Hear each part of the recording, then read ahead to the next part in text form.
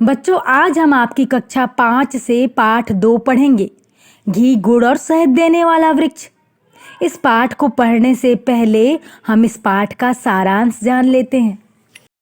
प्रकृति ने वृक्षों के रूप में हमें एक अमूल्य उपहार दिया है। वृक्ष चाहे कोई भी हो, उसका अपना महत्व होता है। वृक्षों के महत्व के कारण ही आज भी हम कुछ विशेष वृक्षों को पूजते हैं। कल्प वृक्ष का नाम तो सबने सुना ही होगा।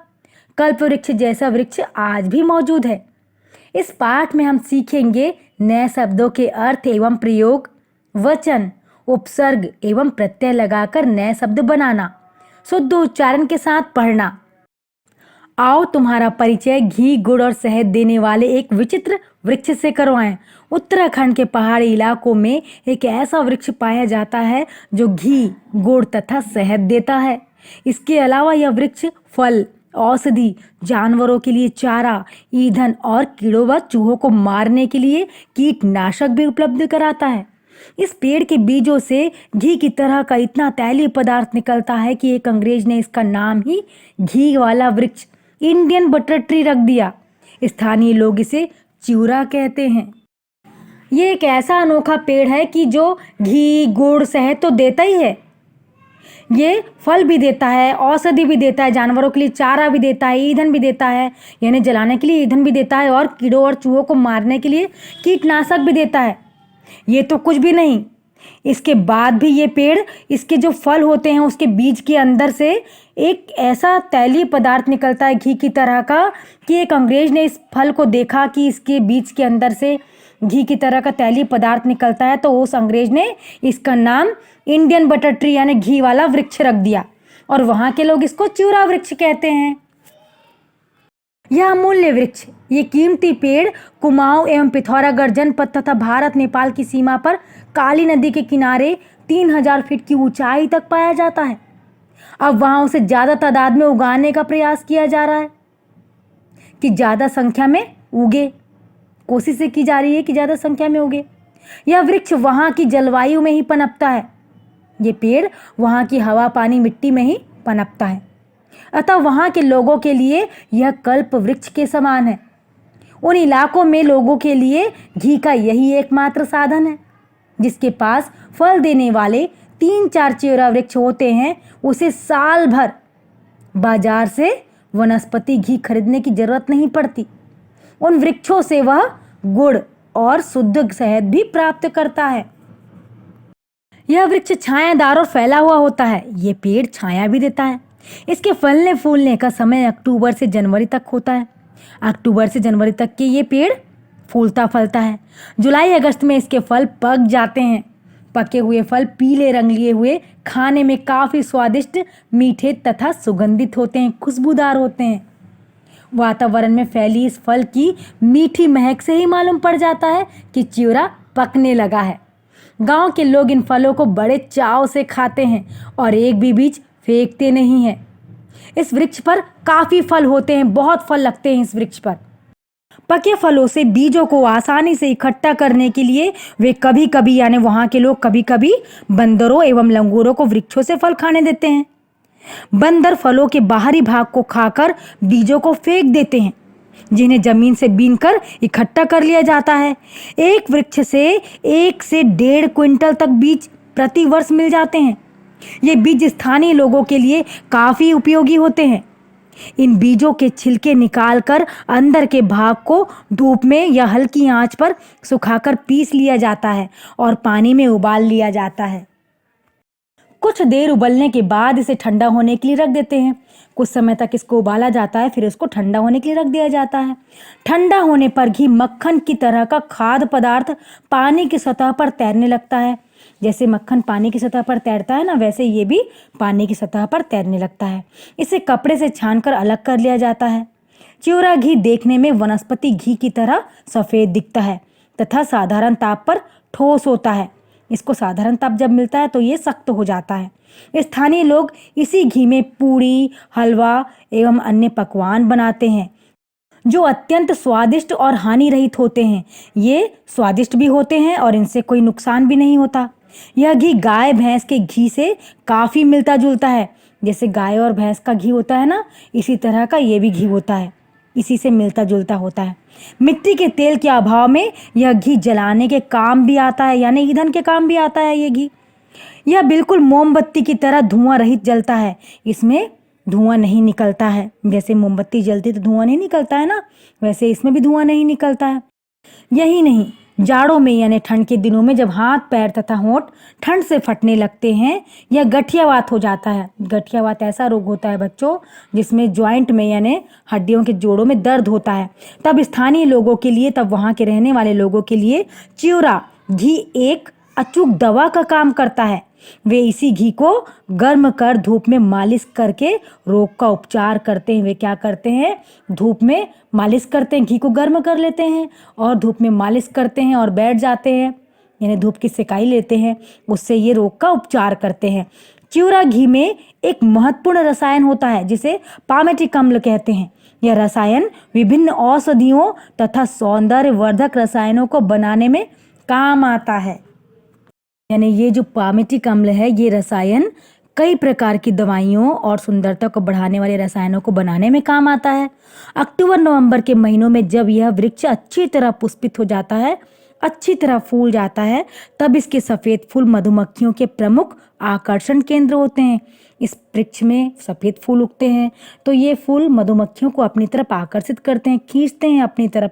यही कारण है कि पिथौरागढ़ और नेपाल के पास के इलाकों में जहाँ चिवड़ा के वृक्ष अधिक होते हैं, शुद्ध एवं सुस्वादु शहद हमेशा उपलब्ध होता है। शुद्ध भी होता है और स्वादिष्ट भी होता है, जो हमेशा उपलब्ध रहता है। यदि मधुमक्खी पालन गृहों को इन्हीं वृक्षों के पास रखा जाए तो शहद सुगमता से मिल सकता है, यानी सरलता से मिल सकता है, परंतु इसके लिए बाकायदा वैज्ञानिक तकनीक अपनानी पड़ेगी। जब ये चिवड़ा वृक्ष पुष्पित होते हैं, जब इन वृक्षों पर फूल खिलते हैं, तब स्थानीय लोग यानी वहाँ के लोग इन पर चढ़कर बड़ी सावधानी से डाली को हिलाकर फूलों का रस बर्तन में इकट्ठा कर लेते हैं और इसे छान व उबाल कर गुड़ प्राप्त कर लेते हैं। यह गुड़ देखने खाने में बिल्कुल गन्ने के रस से बने गुड़ जैसा ही होता है। लोग इसे औषधि के रूप में भी प्रयोग में लाते हैं। फूलों के रस से बना यह अनोखा गुड़ नेपाल और पिथौरागढ़ के उन्हीं इलाकों में मिल सकता है जहाँ चिवड़ा के वृक्ष होते हैं, क्योंकि इसका जितना उत्पादन होता है वह सब स्थानीय स्तर पर ही खप जाता है। यानी इसका इतना उत्पादन होता है कि वहाँ के लोगों पर ही खपत हो जाता है। हाँ, तुम चाहो तो वहाँ जाकर इस अनोखे वृक्ष के घी, गुड़ और शहद का लुत्फ उठा सकते हो। वैज्ञानिकों को इस वृक्ष की ऐसी पौध तैयार करनी चाहिए जिससे यह अन्य क्षेत्रों में भी पर्याप्त मात्रा में उगाया जा सके और इसका बड़े पैमाने पर भरपूर लाभ प्राप्त हो सके। बच्चों, इस पाठ में हमने ऐसे अनोखे वृक्ष के बारे में पढ़ा है जो घी, गुड़, शहद तो देता ही है, साथ में औषधि, ईंधन और कीटनाशक दवाइयाँ भी देता है। तो बच्चों, आपको ये पाठ कैसा लगा? अब हम चलते हैं शब्दार्थों की ओर। यहाँ कुछ शब्दों के अर्थ नहीं दिए गए हैं, उन्हें नीचे दिए गए कोष्टकों में से चुनकर लिखो। परिचय यानी जानकारी या पहचान, इलाकों यानी क्षेत्रों, उपलब्ध यानी प्राप्त, तादाद यानी संख्या या मात्रा, स्वादिष्ट यानी जायकेदार, वातावरण यानी आसपास की स्थिति, बाकायदा यानी नियम के अनुसार, अनोखा यानी निराला, सौंदर्यवर्धक यानी सुंदरता बढ़ाने वाला, पुष्पित यानी खिले हुए फूल सहित, अमूल्य यानी जिसका मूल्य नहीं या अनमोल, विचित्र यानी अद्भुत, औषधि यानी दवाई, ज़्यादातर यानी अधिकतर, प्रयास यानी कोशिश, सुगंधित यानी खुशबू वाला, सुगमता यानी सरलता से, तकनीक यानी युक्ति या उपाय, उत्पादन यानी पैदावार, तैलीय यानी तैलयुक्त, लुफ्त यानी आनंद। अब आगे चलते हैं प्रश्न और अभ्यास की ओर। पहला प्रश्न है, तुम्हारे आसपास पाए जाने वाले पेड़ों के नाम व उससे संबंधित जानकारी निम्न तालिका में भरिए। बच्चों, ये आपको स्वयं करना है कि आपके आसपास कौन कौन से पेड़ हैं और उनकी ऊंचाई क्या है, उनकी उपयोगिता क्या है, ये आपको स्वयं करना है। प्रश्न 2 है, पता करो कि हमारे यहाँ घी व गुड़ कैसे बनाया जाता है। हमारे यहाँ घी बनाने के लिए गाय या भैंस के दूध को लिया जाता है, उसे गर्म किया जाता है, उसकी मलाई निकाली जाती है, मलाई को इकट्ठा किया जाता है, ज़्यादा मात्रा में मलाई इकट्ठा करके उसको मक्खन बनाने के लिए पहले मथा जाता है, मलाई को मथते हैं, मथने के बाद में जो मक्खन ऊपर आता है उसको गर्म किया जाता है तो वो घी बन जाता है। और गुड़ बनाने के लिए गन्ने के रस को निकाला जाता है, उस रस को आग में पकाते हैं, उस रस को गाढ़ा होने तक पकाया जाता है, इस तरह गुड़ बनाया जाता है। प्रश्न 3 है, चिउरा वृक्ष से गांव वालों को क्या क्या मिलता है? चिउरा वृक्ष से गांव वालों को घी, गुड़ और शहद मिलता है। इसके अलावा फल, औषधि, जानवरों के लिए चारा, ईंधन, कीड़ों व चूहों के लिए कीटनाशक भी मिलता है। प्रश्न 4 है, चिउरा वृक्ष छत्तीसगढ़ राज्य में क्यों नहीं पाया जाता है? चिउरा वृक्ष उत्तराखंड के पहाड़ी इलाकों में अधिक संख्या में पाया जाता है क्योंकि वहाँ की जलवायु इस वृक्ष के अनुकूल होती है, पर छत्तीसगढ़ में इस वृक्ष के लिए जलवायु अनुकूल नहीं है, इस कारण यहाँ पर नहीं पाया जाता है। प्रश्न 5 है, चिउरा वृक्ष के बीज स्थानीय लोगों के लिए अत्यधिक उपयोगी हैं? यदि हाँ तो क्यों? हाँ, चिउरा वृक्ष के बीज स्थानीय लोगों के लिए अत्यधिक उपयोगी हैं क्योंकि चिउरा वृक्ष के बीज से घी बनता है। स्थानीय लोग इसी घी से पूड़ी, हलवा एवं अन्य पकवान बनाते हैं। घी जलाने में भी काम आता है, मोमबत्ती की तरह धुआं रहित रहता है। चिउरा घी एक अचूक दवा का काम करता है। वे इसी घी को गर्म कर धूप में मालिश करके रोग का उपचार करते हैं। चिउरा घी एक महत्वपूर्ण रसायन है जो विभिन्न औषधियों तथा सौंदर्यवर्धक रसायनों को बनाने में काम आता है। प्रश्न 6 है, हमारे राज्य में विदेशों या अन्य राज्यों से बहुत सारी चीज़ें आती हैं किंतु चिउरा वृक्ष से बना गुड़ नहीं आता, क्यों? हमारे राज्य में विदेशों या अन्य राज्यों से बहुत सारी चीज़ें आती हैं किंतु चिउरा वृक्ष से बना गुड़ नहीं आता क्योंकि वह स्थानीय स्तर पर ही खपत हो जाता है। बच्चों, ये पाठ आपका यहाँ पर समाप्त होता है। आपको अपनी नोटबुक में इस पाठ में दिए गए शब्दार्थों को नोट करना है, उन्हें याद करना है और प्रश्नों के उत्तर भी आपको आपकी कॉपी में कंप्लीट करना है। तो बच्चों, आपको इस पाठ को बार बार पढ़ना है, आपको प्रश्नोत्तर याद करने की ज़रूरत नहीं पड़ेगी, या फिर आप इस वीडियो को बार बार देख लें तो आपको प्रश्नों के उत्तर आसानी से याद हो जाएंगे।